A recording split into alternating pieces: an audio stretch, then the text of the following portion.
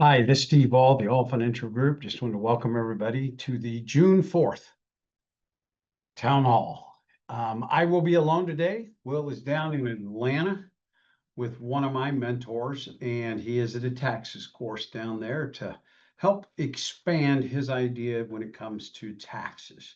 So you get me today. So what am I going to talk about today? I'm going to go through a couple different topics. One, we're going to kind of recap the month of May, how that is as we get into here to June. And then we're going to talk a little bit about the tax bill that was approved by the House. So let's just kind of talk about what happened in the markets in the month of May. Well, equities did a rebound, but tariff concerns are going to keep that volatility up quite a bit. We kind of started out with a little bit of over exuberance around the idea that, the United States and China are going to make all this stuff work out. That was the original thought process, but it ended up not really happening that way. So we got to look at it as it comes into there. Oil markets. Oil markets down quite a bit, and then they've stabilized and kind of come back. One of the concerns that a lot of people do have is the US dollar in facing its depreciation in value, and will that continue to happen? And a lot of people believe that the answer to that is yes, due to the fact of the uncertainty of what's going to go on with tariffs and the United States deficits. One of the things that did do very well was a lot of the international markets moving away from just the United States because of the fact a lot of those countries will not be affected as much when or if the United States and China kind of put their things in order to keep things in line.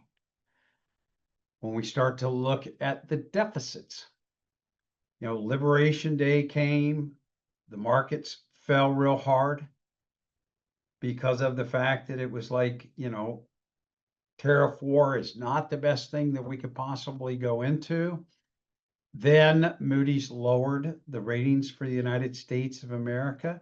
So that turbulence and uncertainty is definitely what's driving the markets right now.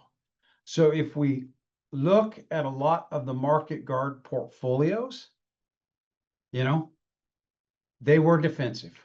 They had gone defensive before that. They're still a little bit more defensive. And why would they still be more defensive? The main reason is the ideas around what's currently going on in the signals behind just having emotions drive the market. One, the US and China have not reached an agreement yet. That agreement could look totally different than what we think it might be. What if it's not what we like? Will we have downward pressure? So we look at that. Business confidence. It did return a little bit in the month of May. But the question around that one is, can it stay? What happens if tariffs start to jump up again? We've heard in the last couple of weeks on metals, tariffs going here. So that same argument that drove the markets down has the opportunity to take it back the other direction. Consumer sentiment, near record lows. Why? People are unsure what's going to happen because of tariffs. Where will prices be in the future? Interest rates. Interest rates were higher on mortgages. Well, that does drive a lot of the quote negative side of it when it comes to the housing market. The higher those interest rates are, the harder it is for people to buy the house. We were looking at them to start working themselves down, and they're currently not in that area. As far as the markets for itself, a lot of the companies that reported in the first quarter, their earnings were positive. They kind of met or exceeded expectations. Now, I don't know if that's because expectations got lowered so much, but they did increase and were above the expectations that were thought of for the market at that time. So Despite the returns from the month of May, I believe we still have a period of market turbulence. There's a lot of unexpected. What's going to happen with tariffs? Where is it going to go from there? And again, I think China is the one that drives it the most. The thing that I believe we still will have volatility till we get some of the geopolitical things taken care of and the tariffs. It's going to have those ups and down days in the markets. So the idea around it is to remain kind of a neutral exposure. With the uptick in interest rates, we might get a little bit more when we were thinking those CDs might have gone down. When we look at those renewals right now, they could be slightly higher. So look at those things when you have it. And we believe the best thing that you can do is have a disciplined approach to your investments. Making sure your risk is in the proper place. If the ups and downs of the market cause you to have good days and bad days, you might be taking a little bit too much risk. So if you are uncomfortable, give us a call. Let's sit down and talk to see what we might be able to do to assist you to be comfortable no matter what happens in the markets. That was the first thing I wanted to talk about as we go to the market. Now we go to the one that a lot of people have been going to a lot of questions to Steve about. And I might have to look at a few notes on this one because of the fact the House passed a tax bill that is now going to the Senate. So one of the questions people ask me, when's that going to become permanent? And I said, not right now. It's not even close to becoming law.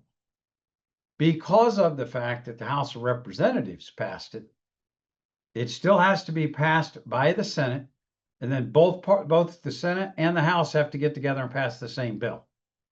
So the big, beautiful bill, what did it do? It would extend many of the expiring tax cuts from the Trump tax cuts of 2017. But it came at a heavy cost. It came at a heavy cost. I'm going to say that one twice. I did notice today that Elon Musk, head of the Department of Government Efficiency, has came out against this bill. And I have to look at it. Why do you work so hard cutting to reduce the deficit?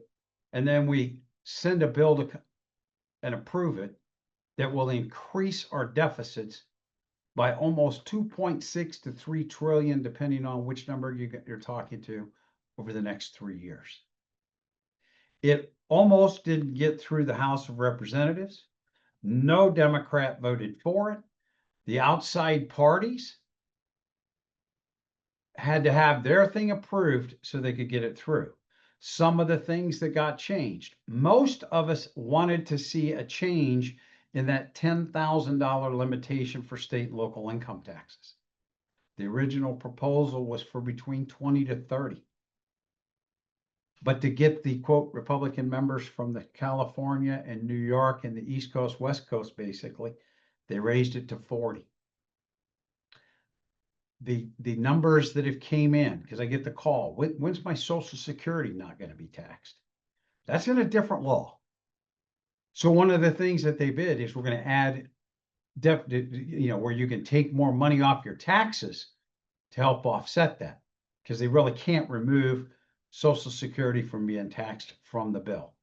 So in my opinion, it took already a complex tax when they went it down to the itemized deductions kind of going away and just made it very, very, very difficult because of the fact a lot of those, no taxes on overtime, no taxes on tips, Social Security.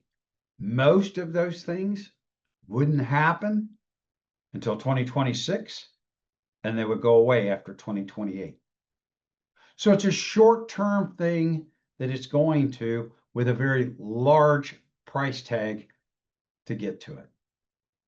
So now we're at the point where we're sitting back and seeing that